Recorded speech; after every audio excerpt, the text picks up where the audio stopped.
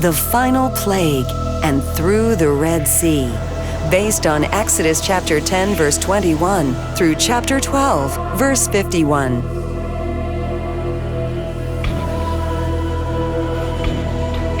God sent me to tell you this: let my people go. I don't know your God, and I certainly don't have to obey him.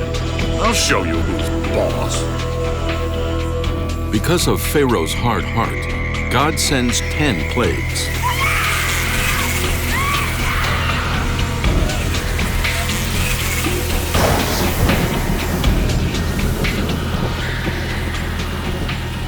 After 3 days of darkness, Pharaoh calls for Moses and Aaron again. Fine.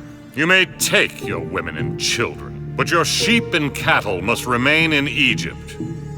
No, we won't leave a single hoof behind when we go.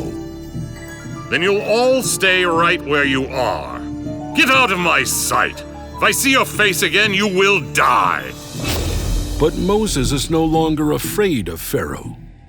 That's what you say. Here's what the Lord says.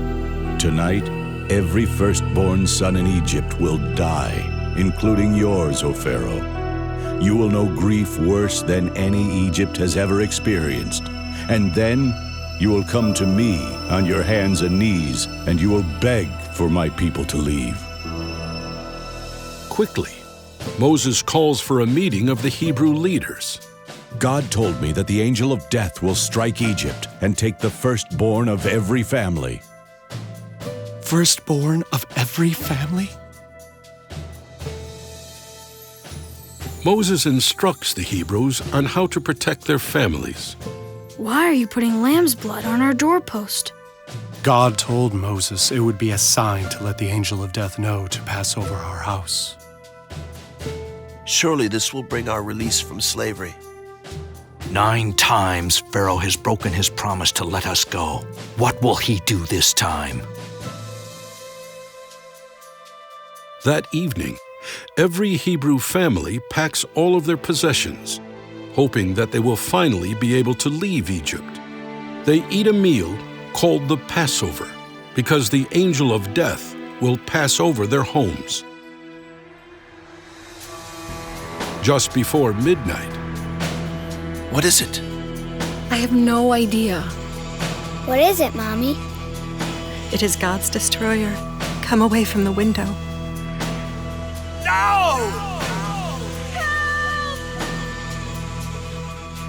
then, at the stroke of midnight, the Lord strikes down all the firstborn of Egypt. But every Hebrew house with lamb's blood on its door is passed over. God will give us a signal to leave any moment now. We must be prepared to leave at a moment's notice. Be ready for the signal to march. In the palace, Your son is dead, O Pharaoh, and messengers bring word that the firstborn of every Egyptian home has died suddenly tonight. My son? Summon Moses and Aaron to come immediately. It's too late. My son is dead. this time, Pharaoh does not bargain about cattle or sheep. Take your people, take your cattle, and get out of Egypt. Serve your God as you wish. Moses gives the order to march. Immediately, the slaves rush out of their homes and meet at a camp in the country. Thank God, my children will not be slaves in Egypt. The great exodus from Egypt is underway. Joyfully, the people of Israel march toward the land God promised would be their home. During the day, a bright cloud guides them, and at night, a pillar of fire leads them. After several days of travel, the people of Israel reach the Red Sea. The sea is in front of us, and the mountains all around. What will we do now? What was Moses thinking? One last time, Pharaoh changes his mind. Pharaoh's army soon approaches the camp of the people of Israel. Look! Here comes the Egyptian army! We can't escape now. It's your fault, Moses. We're trapped. Were the graves in Egypt not good enough? You had to bring us to the wilderness to die? Pharaoh and his army look at the people of Israel camped beside the Red Sea. Trapped, just as I said. Good. They'll soon see who is mightier, Pharaoh or the god they worship. At the same time, in the Hebrew camp, I'd rather be an Egyptian slave than die this way. Don't be afraid. After today, you will never see these Egyptians again. The Lord will fight on our behalf. Just be still and see what God is going to do. as Moses speaks, the cloud that leads them moves to the back of the camp. Look! The cloud is hiding us from the Egyptians! Then Moses holds out his staff toward the Red Sea, as God told him to do. A strong east wind blows all night and rolls back the waters of the sea. Awed by the sight, the people of Israel rush across the path in the sea. It's not until the next morning that the cloud clears from in front of the Egyptians. When Pharaoh sees that the people of Israel are getting away, he orders his army to charge after them.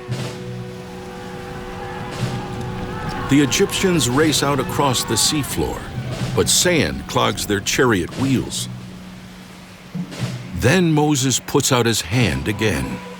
Suddenly, the wind dies, and the waters roll back into place. All of Pharaoh's men are caught in the rushing sea.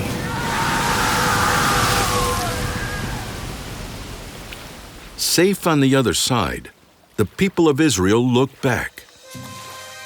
God has saved us. I'll never doubt again that God sent Moses to save us from the Egyptians. The people of Israel celebrate God's deliverance. The tribes descended from Jacob are a free people, ready to form a new nation. Miriam, Moses' sister, sings praises to God. The Lord is my strength and song. He is my salvation. Sing to the Lord.